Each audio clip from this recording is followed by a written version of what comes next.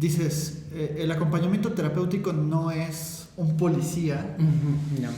Y creo que eso es algo muy importante porque estamos acostumbrados a pensar como en métodos directivos, como lo es, por ejemplo, el cognitivo-conductual o los enfoques más allegados a la cuestión de la psicología. Claro. Donde pues, sí hay esta dirección, o yo te digo lo que tienes que hacer, o vamos fijando como ciertos objetivos y toda esta cuestión. ¿Cómo maneja aquí el acompañamiento terapéutico la cuestión de la intrusión?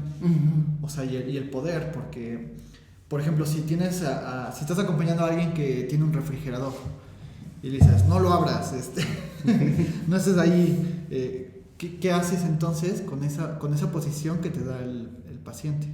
Sí. No sé si me explico. Sí, por supuesto, y me parece muy importante esta pregunta, muy buena.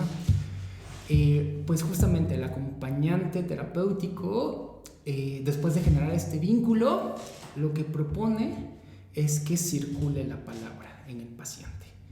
Entonces, digamos que a través de la palabra, el acompañante empieza, digamos que a otorgar un lugar, ¿no?, distinto al paciente, al acompañado, ¿no? Un lugar donde quizá el paciente pues pueda expresarse, ¿no? Pueda, en la medida de lo posible, poner en palabras esa angustia, poner en palabras ese dolor. Digo, o sea, igual es como muy apresurado, ¿no?, al inicio, pero por lo menos que en los primeros encuentros de acompañamiento terapéutico el paciente pues se sienta como acompañado, relajado, sin juzgamientos, sin exigencias y sin esa intrusión de que le estén diciendo qué es lo que tiene que hacer o qué es lo que no tiene que hacer, ¿no? Entonces el acompañante en primera instancia, digamos, acompaña eso, ¿no? O sea, pone en juego ese vínculo para que el paciente un poquito pueda como descansar de sus defensas, ¿no?, ante su familia y ante los demás, ¿no? Porque a veces es una situación muy pesada para los pacientes. Sobre todo me llama la atención, te había pedido como que me pasabas algún texto para leer esto, e hice la tarea de este autor que me recomendaste, Gabriel Pulice. Gabriel, ajá.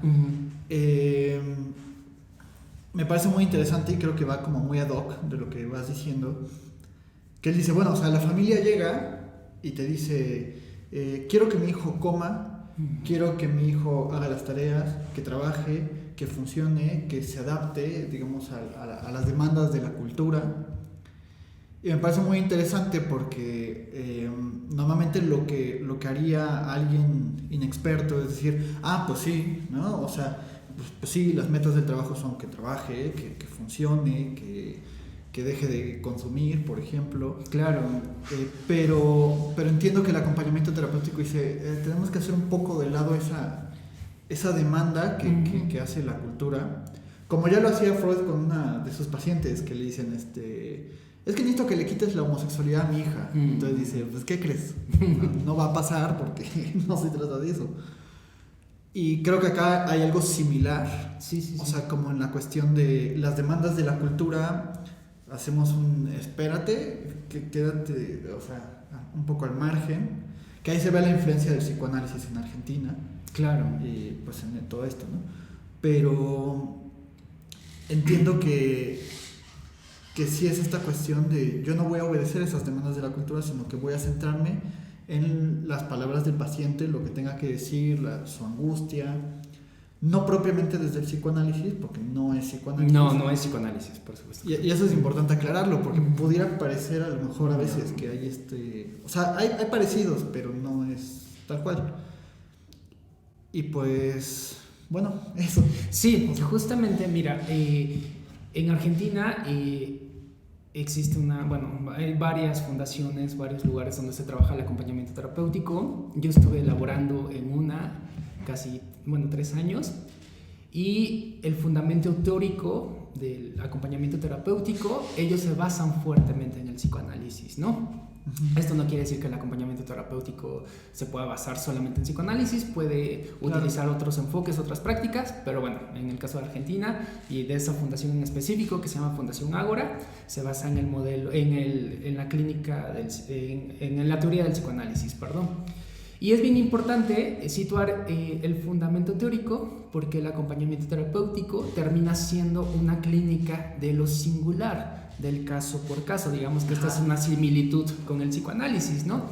Que no se presta a la generalización, no se presta a lo conductual, sino que el acompañamiento terapéutico, a través de este vínculo que se genera con el acompañado, busca, pues, de alguna manera, ¿no? Dar voz a ese deseo, mitigar el sufrimiento y que, como te lo decía, ¿no? Hace ratito, que la palabra circule, ¿no? Porque muchas veces es lo que queda obturado, ¿no? Por tantas demandas de la familia, por la medicación quizá, bueno, que en algunos casos sí es necesaria, pero quizá en otros no tanto o menos.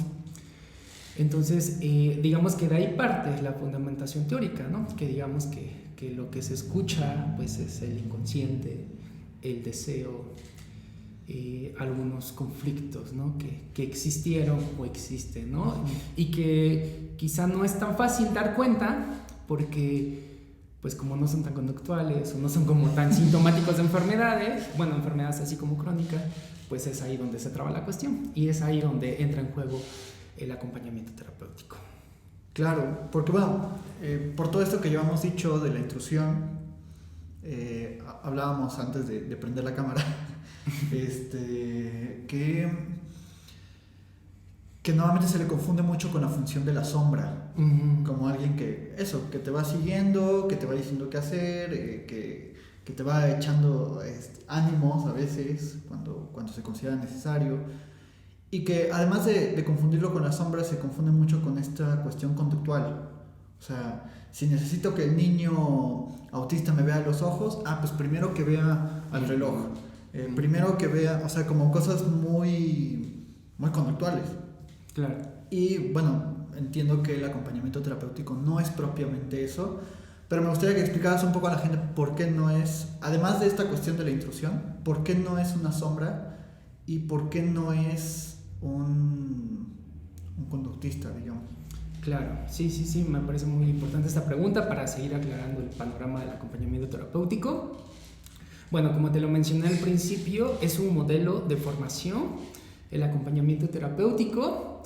Y bueno, para empezar a distinguirlo de la sombra, el acompañamiento terapéutico está estructurado. ¿Qué quiero decir con esto? Que el acompañamiento terapéutico se trabaja bajo equipos.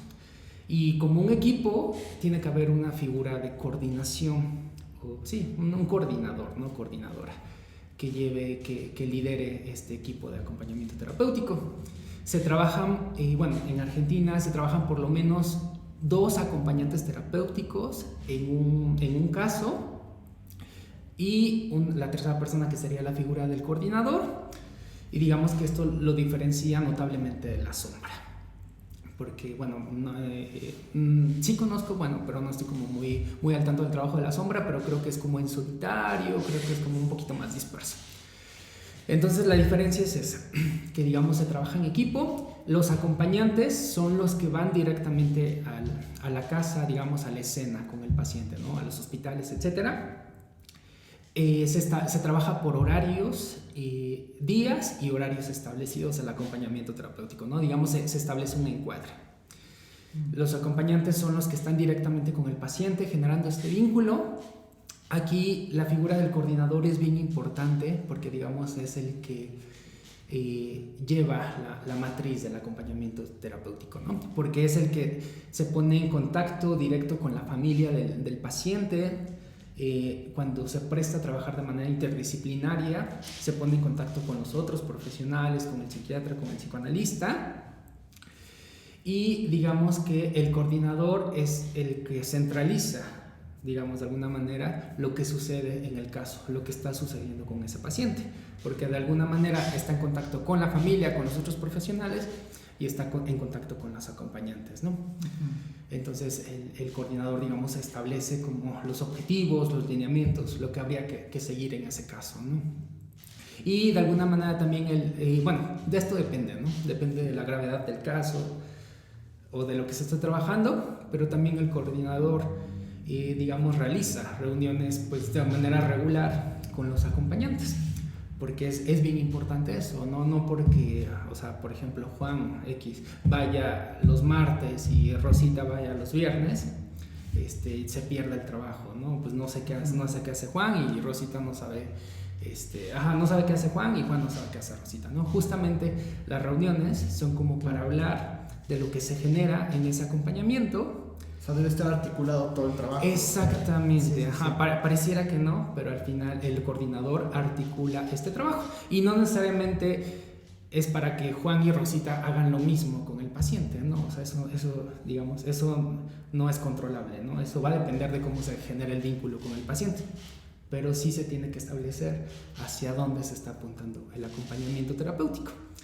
Entonces, me parece esto es bien importante porque delimita un encuadre, delimita un objetivo y a la vez que está delimitado ese objetivo, en el transcurso pues, de estas reuniones, de esta articulación, es como también se pueden ir como reelaborando los objetivos y a su vez tejiendo las coordenadas clínicas para seguir en ese caso. Entonces me parece que sí es bien importante que esté enmarcado dentro de un dispositivo, dentro de un equipo de trabajo, porque el acompañamiento terapéutico también pareciera que, bueno, solamente voy con el paciente y, bueno, me la paso bien y qué importa lo demás, ¿no? ¿Qué importa el paciente? No se trata de eso. Se trata de llevar a cabo un objetivo y en la medida de lo posible, pues, que se pueda cumplir ese objetivo con el paciente. Uno de los que podemos hablar es que, bueno, el paciente pudiera restablecer ese lazo con el otro, ¿no? Porque muchas veces con la enfermedad está tan... Sobre todo, por ejemplo, con gente que está en abstinencia o que está en una depresión muy extrema, o sea, no tienen, o en un caso de psicosis, claro. O sea, no tienen este contacto con el otro. Y yo, por lo que veía en este artículo, decía esto de que el acompañante sirve como una especie también de puente o de medio para contactar también con el otro, o sea que a través de este trabajo hay una pregunta por la alteridad, por la diferencia también.